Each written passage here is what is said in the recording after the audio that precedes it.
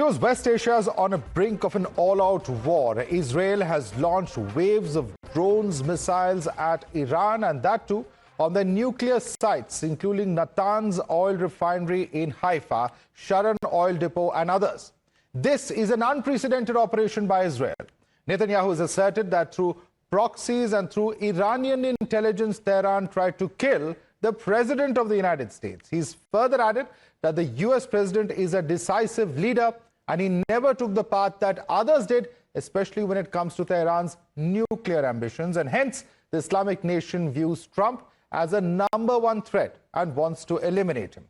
But as Israel continues to mount the offensive, the escalation is beginning to get a little dramatic.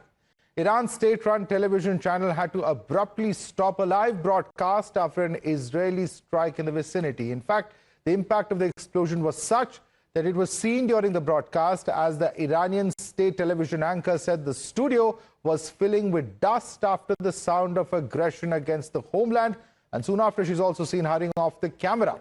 Watch what happened. However, just moments later, she stepped back in the studio and dared Israel to launch as many attacks as they want, as Iran won't budge. However, Iran has now threatened to hit back and hit back hard. In a decision that could have far-reaching consequences for the rest of the world, Iran's now preparing to walk out of the nuclear Non-Proliferation Treaty. This is a treaty that was enacted in the year 1970 to halt the spread of nuclear weapons-making capability and allow members to only use nuclear energy for peaceful needs. It also advocates for the original 5 nuclear weapons powers to phase out their nuclear arsenal. Iran today is mulling walking out of this treaty. In the meantime, the rest of the world is also keeping a close watch. The US President Donald Trump has also warned Iran that they are fighting a losing war, and it is high time that they resort to dialogue instead. You're watching the News Hour at 10, debate number 2 on Times Now, Super Prime Time.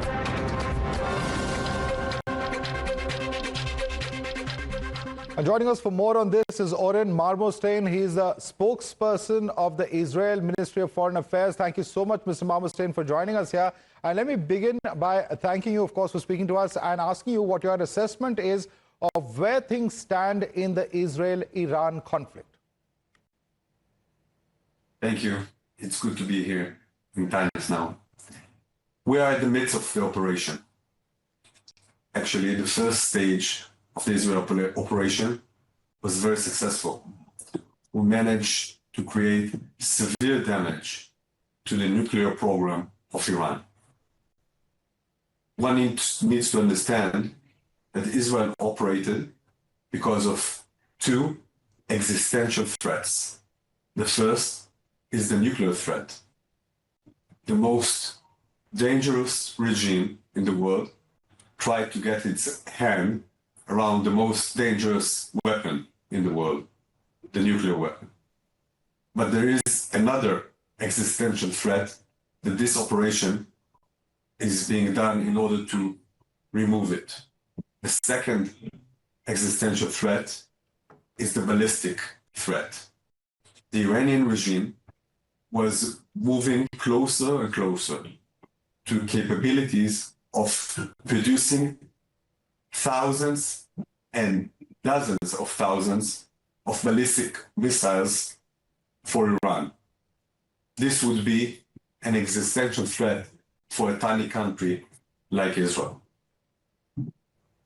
Let's also talk about the nuclear threat, because we have reports earlier today that Iran's parliament is contemplating the country's withdrawal from the Nuclear Non-Proliferation Treaty. And if this does happen, do you think it will represent a further escalation in the conflict, and what will the Israeli response in such a situation be? I think it comes as no surprise. Iran time and again violated any agreement, any treaty, any international arrangement when it comes to the nuclear subject. Just recently, just a few days before we're talking, before the Israeli operation, an IAEA, the atomic agency of the UN, published a report saying that Iran is violating and in non-compliance of the treaty. So it comes as no surprise that Iran is contemplating to do so. And I think it just goes to show that any attempts so far to restrain Iran and to stop Iran from acquiring and developing nuclear weapon weren't successful. Hence, there was no other choice. We, Israel, we did not have any other choice but to act in order to remove this existential threat. Right. And in fact, we are removing this existential threat not only for the sake of Israel. This is a threat that is endangering the entire world. Europe, Asia. I mentioned those ballistic missiles. Those ballistic missiles can get all the way to Europe and to other destinations in Asia, much further away from Israel. So Israel is operating to make the Middle East safer, but in fact, Israel is operating in order to make the entire world safer. Right. And how do you assess the response that's been coming in from the rest of the world, including Europe? Because the opinion seems to be mixed. Is Israel satisfied with the response that it has received, or was it hoping for more? I must say that so far, we've been very pleased with the reaction from the international community when it comes to the threat that Iran is posing and the action that Israel is taking. Of course, the US, our closest ally, is giving its support, and the Americans were informed in the very early stages. And of course, Europe is coming out with statements, very supportive statements. If you take, for example, the statement coming from the Chancellor of Germany, acknowledging Israel's right to defend itself and acknowledging the threat emanating from Iran, and same goes to France and other countries. So yes, we are pleased with the fact that the world, the international community, recognize the danger and acknowledge Israel's right to defend itself. Now, Prime Minister Netanyahu has also said that during the operation that this was also aimed at protecting Israel's Arab neighbors. But Israel's neighbors in the Arab world do not appear to be too enthused about Israel's response. How are you reading the situation in the Middle East beyond Israel and Iran? I think the Prime Minister was very clear. He said it very clearly, the fact that what Israel is doing is making not only the Israel immediate surroundings safer, but the entire neighborhood, so to speak, the entire Middle East, a safer place. Because one must remember that Iran aggression wasn't only directed towards Israel. Of course, we were the Satan. They call us the small Satan, and they call the US the big Satan. But their aggression, their attacks, the Iranian attacks, the Iranian regime attacks, were directed also to other countries in the Middle East, including neighbors of Iran. And yes, what Israel is doing is making the Middle East a safer place.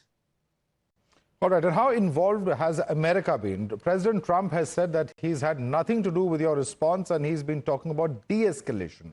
What has been the extent of American intervention or involvement? So like I said, the Americans are our closest ally. They were informed. We have a very close and intimate dialogue with our American friends. And of course, the Americans have their own interests, and they can communicate their own position by themselves. So I will let them to do so. I think it would be best if the American position will be communicated by American officials. And Mr. Marmorstein, Israel has targeted Iran's nuclear scientists. It has eliminated senior members of Iran's armed forces and intelligence establishment. There were some reports indicating that America vetoed an Israeli inclination to assassinate Ayatollah Khamenei of Iran. Is this true? And are you in a position to confirm or deny this? Again, if I will relate to an interview that the Prime Minister gave just yesterday, he shared with the viewers the fact that there are many reports, many of them are fake reports, so I would use a grain of salt when dealing with those.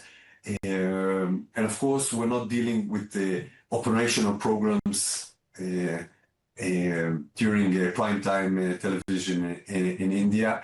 But the thing is that we are determined to finish the job, to do whatever is needed to make sure that this double existential threat, the one emanating for Iran nuclear ambitions and programs, and the one emanating from Iran ballistic activity will be removed.